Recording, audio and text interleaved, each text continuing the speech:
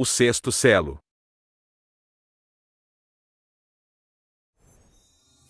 Vi quando o Cordeiro abriu o sexto selo, e sobreveio grande terremoto. O sol se tornou negro como saco de crina, a lua toda, como sangue, as estrelas do céu caíram pela terra, como a figueira, quando abalada por vento forte, deixa cair os seus figos verdes, e o céu recolheu-se como um pergaminho, quando se enrola. Então, todos os montes e ilhas foram movidos do seu lugar. Os reis da terra, os grandes, os comandantes, os ricos, os poderosos e todo escravo, e todo livre se esconderam nas cavernas, e nos penhascos dos montes, e disseram aos montes e aos rochedos, caí sobre nós, e escondei-nos da face daquele que se assenta no trono, e da ira do Cordeiro, porque chegou o grande dia da ira deles, e quem é que pode suster-se? Apocalipse capítulo 6, versículos do 12 ao 17. O sexto selo abrange, desde o século XVIII, até o ano de 1945, e esse período ficou marcado pelo cumprimento de várias profecias bíblicas, que serão mostradas logo a seguir. O versículo bíblico diz: "E sobreveio grande terremoto. Em 1º de novembro de 1755, ocorreu o grande terremoto de Lisboa, que causou uma terrível destruição e incêndios na cidade de Lisboa, em Portugal. O terremoto atingiu uma magnitude estimada, entre 7,7 e 9 graus na escala Richter. Além disso, ele foi seguido por um tsunami com ondas gigantes, que chegaram a atingir entre 6 e 10 metros de altura. Esses desastres mataram milhares de pessoas e deixaram milhares de outras desabrigadas e feridas. Além de Lisboa, o terremoto afetou várias localidades, no litoral de Portugal e da Espanha, e na costa noroeste do Marrocos. Ele foi o maior maremoto já registrado no Oceano Atlântico, causando grande destruição e incontáveis vítimas, em todas as costas atingidas. O terremoto ocorreu na data em que a Igreja Católica dedica a todos os seus santos, e por conta disso, a quantidade de vítimas foi bem maior, já que as ruas e igrejas de Lisboa e de outras cidades atingidas estavam cheias de fiéis. As velas acesas nas casas, devido à comemoração, provocaram grandes incêndios em Lisboa. E para piorar as coisas, logo em seguida veio um grande tsunami, que engoliu o porto e a área central da cidade, e que também destruiu outras localidades ao sul de Portugal. O sol se tornou negro, como saco de crina, a lua toda, como sangue. Em 19 de maio de 1780, ocorreu um evento que ficou conhecido como o Dia Escuro. Mesmo em plena luz do dia, os céus da Nova Inglaterra e partes do Canadá ficaram absolutamente escuros. A escuridão foi tão grande que foi necessário o uso de velas. O evento iniciou-se de manhã e se estendeu até o meio da noite seguinte. Além disso, a lua ficou avermelhada, assemelhando-se a uma lua de sangue. Incontáveis pessoas ficaram assustadas, e alguns diziam que havia chegado o juízo final, tamanha a estranheza do acontecimento. O general americano George Washington descreveu em meio à Guerra Revolucionária o evento de 1780. Nuvens pesadas e incomuns se aproximam. São escuras, e ao mesmo tempo possuem uma luz brilhante e avermelhada, misturada nelas. Então pessoas ficaram desesperadas, enquanto outras correram até as igrejas para confessarem seus pecados, porque pensavam que havia chegado o fim do mundo. Mas no dia seguinte tudo voltou ao normal, e o céu ficou limpo, sem nenhum sinal daquelas nuvens escuras. Vi ainda outra besta emergir da terra, possuía 2 chifres, parecendo cordeiro, mas falava como dragão. Exerce toda a autoridade da primeira besta na sua presença. Nessa época houve o surgimento da besta que emerge da terra, os Estados Unidos, que tinham a maçonaria, o iluminismo e o deísmo como estrutura, movimentos que eram totalmente contrários às escrituras sagradas. E deu-lhe o dragão o seu poder, o seu trono e grande autoridade. Então vi uma de suas cabeças como golpeada de morte, mas essa ferida mortal foi curada, e toda a terra se maravilhou, seguindo a besta, E adoraram o dragão porque deu a sua autoridade à besta. Também adoraram a besta, dizendo: quem é semelhante à besta? Quem pode pelejar contra ela? Junto ao nascimento da besta que emerge da terra, houve a queda do papado, em 1798, algo que já havia sido profetizado em Apocalipse. O poder do bispo de Roma somente seria restaurado, em 1929, fato que também fora relatado na profecia. As estrelas do céu caíram pela terra, como a figueira, quando abalada por vento forte, deixa cair os seus figos verdes, e o céu recolheu-se como um pergaminho, quando se enrola. Nas noites de 12 e 13 de novembro de 1833, ocorreu na América do Norte uma grande chuva de meteoros, um acontecimento que impressionou multidões e causou pânico. A tempestade de estrelas foi a maior já registrada, levando muitos indivíduos a pensarem que o mundo estava prestes a acabar naquele exato momento. Veja logo a seguir alguns relatos da época.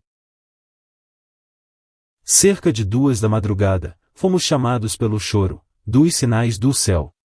Despertamos, e para nosso espanto, todo o firmamento parecia envolvido em esplêndidos fogos. Milhares de meteoros brilhantes caíam no espaço em todas as direções, com longos rastros de luz, seguindo seus cursos. Isto durou várias horas, e somente acabou quando os raios de sol iluminaram o céu. O firmamento inteiro, sobre todos os Estados Unidos, achou-se então durante horas, em fascinante comoção. Neste país, desde que começou a ser colonizado, nenhum fenômeno ocorreu desta forma, com tão intensa admiração por uns, ou com tanto terror e pânico por outros. Sua sublime e terrível beleza ainda perdura em muitos espíritos. Raras vezes houve chuvas mais densas do que os meteoros que caíram em direção à Terra. Em uma só palavra, o céu inteiro parecia estar todo em movimento. Então, todos os montes e ilhas foram movidos do seu lugar. Os reis da terra, os grandes, os comandantes, os ricos, os poderosos e todo escravo, e todo livre se esconderam nas cavernas, e nos penhascos dos montes, e disseram aos montes e aos rochedos: caí sobre nós, e escondei-nos da face daquele que se assenta no trono, e da ira do Cordeiro, porque chegou o grande dia da ira deles, e quem é que pode suster-se? Esta passagem remete às terríveis e destrutivas Primeira e Segunda Guerra Mundiais, as quais mataram entre 67 e 87 milhões de pessoas, destruíram cidades e países inteiros, provocaram dor e fome, e causaram distúrbios nas mentes de quem as presenciou. Dessa forma muitos buscaram se esconder das destrutivas e mortais batalhas, que mataram mais civis do que combatentes. Por isso é dito na profecia: os reis da terra, os grandes, os comandantes, os ricos, os poderosos, e todo escravo, e todo livre se esconderam nas cavernas, e nos penhascos dos montes. Todos os acontecimentos citados neste vídeo também foram profetizados em outras passagens bíblicas. Mostrarei prodígios no céu e na terra, sangue, fogo e colunas de fumaça.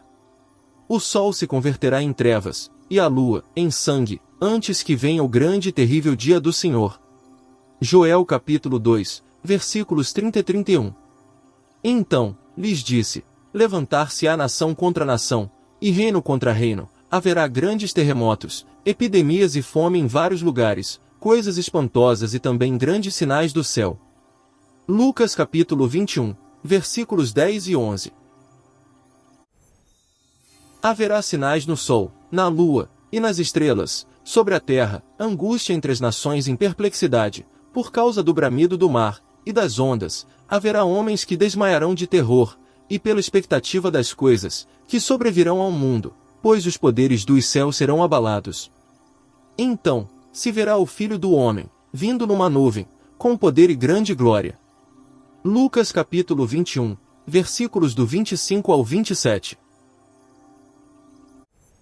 E certamente, ouvireis falar de guerras e rumores de guerras. Vede, não vos assusteis, porque é necessário assim acontecer, mas ainda não é o fim.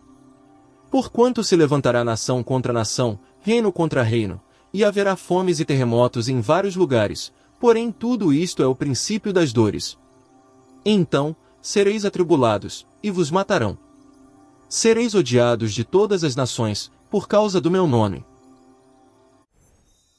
Nesse tempo, muitos hão de se escandalizar, trair e odiar uns aos outros, levantar-se-ão muitos falsos profetas, e enganarão a muitos. E por se multiplicar a iniquidade, o amor se esfriará de quase todos. Aquele, porém, que perseverar até o fim, esse será salvo. E será pregado este evangelho do reino por todo o mundo, para testemunho a todas as nações, então, virá o fim. Mateus capítulo 24, versículos do 6 ao 14. Quando, pois, virdes o abominável da desolação de que falou o profeta Daniel, no lugar santo, quem lê entenda, então, os que estiverem na Judéia fujam para os montes, quem estiver sobre o eirado, não desça a tirar de casa alguma coisa, e quem estiver no campo, não volte atrás para buscar a sua capa. Ai das que estiverem grávidas, e das que amamentarem naqueles dias. Orai para que a vossa fuga não se dê no inverno, nem no sábado, porque nesse tempo haverá grande tribulação, como desde o princípio do mundo até agora, não tem havido e nem haverá jamais. Não tivessem aqueles dias sido abreviados, ninguém seria salvo, mas, por causa dos escolhidos, tais dias serão abreviados. Então, se alguém vos disser, eis aqui o Messias, ou, ei-lo ali, não acrediteis, porque surgirão falsos messias, e falsos profetas operando grandes sinais, e prodígios para enganar, se possível, os próprios eleitos. Vede que vô-lo tenho predito. Portanto, se vos disserem, eis que ele está no deserto, não saiais. Ou, ei-lo no interior da casa, não acrediteis. Porque, assim como o relâmpago sai do oriente, e se mostra até no ocidente, assim há de ser a vinda do Filho do Homem. Onde estiver o cadáver, aí se ajuntarão os abutres.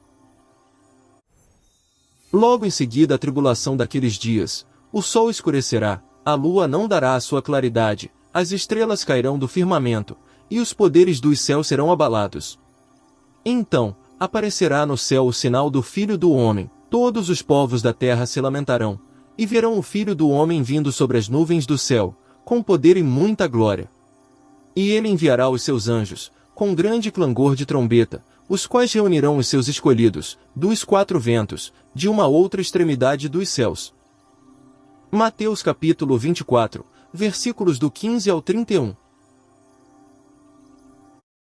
O sétimo selo. Quando o cordeiro abriu o sétimo selo, houve silêncio no céu, cerca de meia hora. Apocalipse capítulo 8, versículo 1. O sétimo selo somente será aberto na volta de Yeshua, e então os anjos de Deus descerão junto com o Salvador, para resgatar os escolhidos. Por isso é dito na profecia, houve silêncio no céu. Quando vier o Filho do Homem na sua majestade, e todos os anjos com ele, então, se assentará no trono da sua glória. Mateus capítulo 25, versículo 31.